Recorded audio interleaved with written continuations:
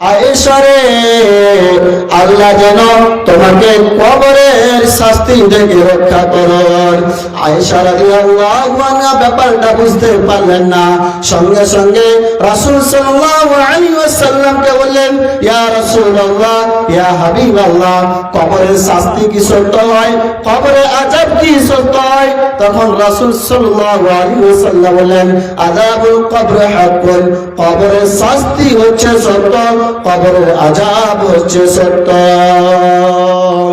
এই কথা শোনার পর যখনই আয়েশা রাদিয়াল্লাহু আনহা রাসূল সাল্লাল্লাহু আলাইহি ওয়াসাল্লামের সালাত আদায় করতে দেখলেন, তখনই দেখলেন যে তিনি কবরের শাস্তি থেকে পরিত্রাণ চাইতেন। তাহলে আমরা হাদিস দ্বারা বুঝতে পারলাম যে কবরের শাস্তি হচ্ছে সত্য, কবরের আযাব হচ্ছে সত্য। তাহলে আমাদেরকে নামাজ পড়ার পর, সালাত আদায় করার পর আমাদেরকে কবরের শাস্তি হতে আমাদেরকে রক্ষা চাইতে হবে, পরিত্রাণ চাইতে হবে।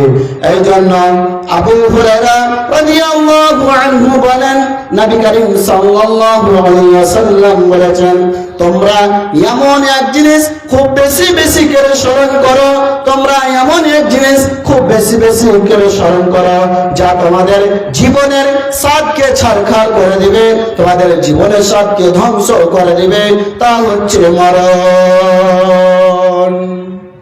কিন্তু আজকে আমরা হতভাগা মুসলমান, আজকে আমরা মরণকে বলে স্মরণ করতে পারি না। আজকে আমরা হতভাগা মুসলমান, আজকে আমরা আল্লাহর মসজিদে সময় দিতে পারলাম না। আজকে আমরা হতভাগা মুসলমান, আজকে আমরা এটাই দেখছি কোথায় গেলে আমাদের 2 টাকা ইনকাম হবে, কোথায় গেলে আমাদের বাড়িখানা হবে, কোথায় গেলে আমার গাড়ি হবে।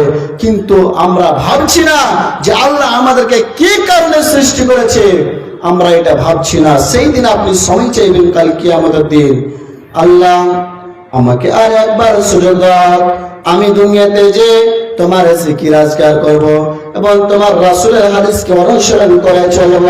কিন্তু সেই দিন আল্লাহ সুবহানাহু ওয়া তাআলা বলবেন, হে আমার বান্দা, তোমাকে আমি 50 বছর সময় দিয়েছিলাম, তোমাকে আমি 70 বছর সময় দিয়েছিলাম, তুমি এই সময়টুকু তুমি কাটিবাই করেছো। সেই দিন আল্লাহ সুবহানাহু ওয়া তাআলা বলবেন, সেই দিন আপনাকে অপমান করে আপনাকে সেই দিন জাহান্নামে নিক্ষেপ করা হবে। আপনার কোনোই কৈফিয়ত আপনার শোনা হবে না সেই দিন, কাল কিয়ামতের দিন। আপনি দুনিয়াতে কোথায় কার ডাকাতি করেছেন, কোথায় কার কি চুরি করেছেন, আপনাকে করে আপনাকে স্মরণ করে দেওয়া হবে, আর আপনাকে অপমান করে আপনাকে সেই কাল কিয়ামতের দিন আপনাকে জাহান্নামে নিক্ষেপ করা হবে।